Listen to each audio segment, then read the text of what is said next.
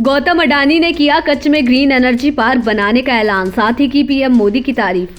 Businessman Gautam Adani ने vibrant Gujarat global summit में राज्य में 2 लाख करोड़ रुपए से अधिक के निवेश का ऐलान किया।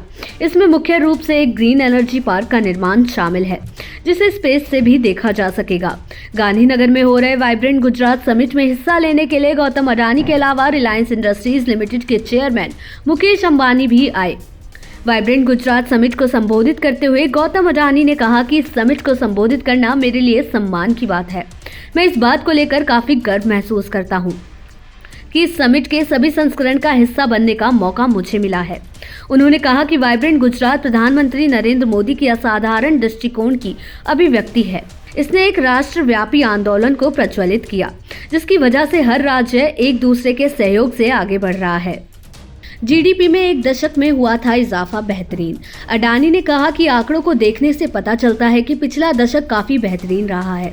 2014 से भारत की जीडीपी में 185% का इजाफा हुआ है, जबकि प्रति व्यक्ति आय 165% बढ़ी है। उन्होंने कहा कि इस दशक में सामने आई भू राजनीतिक और महामारी जैसी चुनौतियों को देखते हुए ये उपलब्धि काफी बेहतरीन है। उन्होंने भारत में हो रहे आर्थिक विकास को लेकर सरकार की तारीफ की, अंतर्राष्ट्रीय सफलताओं के लिए पीएम मोदी की तारीफ की। लोगों को संबोधित करते हुए गौतम अडानी ने कहा कि प्रधानमंत्री नरेंद्र मोदी की अंतर्राष्ट्रीय स्टेज पर हासिल की गई उपलब्धि शानदार है। पीएम मोदी ने भारत को वैश्विक मंचों पर आवाज उठाने वाले देश से एक ऐसे देश के तौर पर स्थापित किया है जो अब खुद वैश्विक मंच बनाता है। उन्होंने कहा कि भारत ने G20 की अध्यक्षता में सोलर अलायंस प्लेटफॉर्म बनाया, जिसने एक नए वर्ल्ड ऑर्डर की स्थापना की है।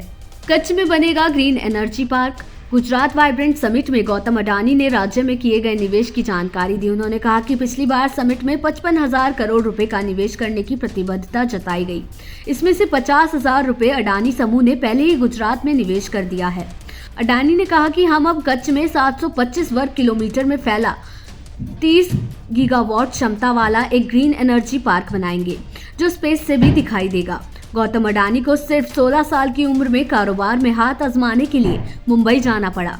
इससे अलग अगर गौतम अडानी की बात करें तो साल 1978 में वो मुंबई गए और हीरे का कारोबार शुरू किया, लेकिन 1981 में वो गुजरात लौट गए और अपने भाई की प्लास्टिक की फैक्ट्री में काम शुरू किया।